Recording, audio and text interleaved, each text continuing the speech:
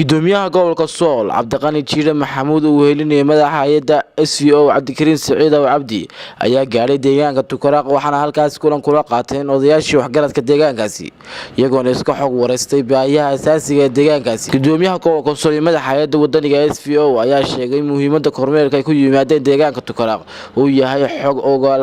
noqoshada xaaladda deegaankaasi. Ugu horeyn waxaa halkaas ka hadlay dadweynaha deegaanka Tukaraq waxaana ka warbixiyay xaaladda deegaankaasi.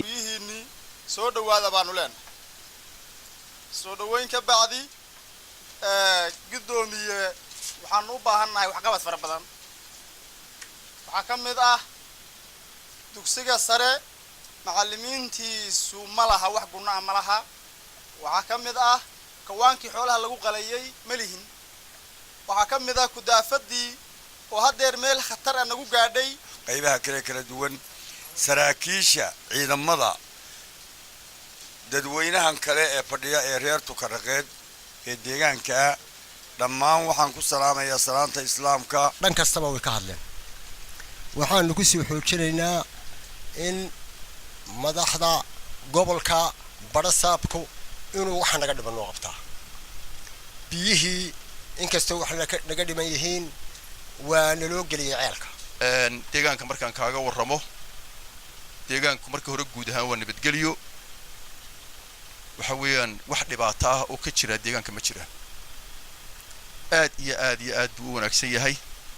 abaaraha iyo kulaylka iyo roob la'aanta wuxuu la qabaa dhulka qaar. Dhanka kale gudoomiyaha gobolka Sool iyo madaxa hay'adda SVO ayaa halkaas ka hadlay oo hogaaminaya gudoomiyaha gobolka Sool waxaan u soconay dheynta guud ee deegaanka annagoo ka warhayna in baahiyo badan oo xagga arrimaha bulshada ama ma garanaysaa nolosha asaasiga ah ay deegaankan ka jiraan waxa uu gudoomiyuhu u kuurgalayaa bal sidii xaaladda wax looga qaban lahaa annagana nagu amray inaan ma garanaysaa bal xaaladda la soo qiimeeno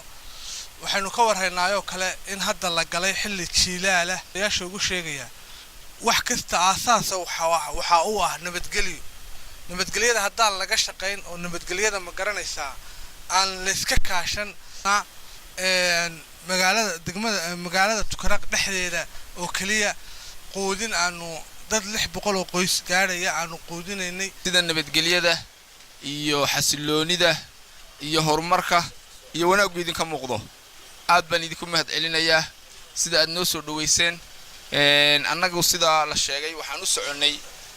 inaanu xogogal u noqono deegaanka Tukaraq maadaama uu yahay deegaan ka tirsan gobolka Sool iyo Laascaanood ujeedadeedu koowaad waxa weeye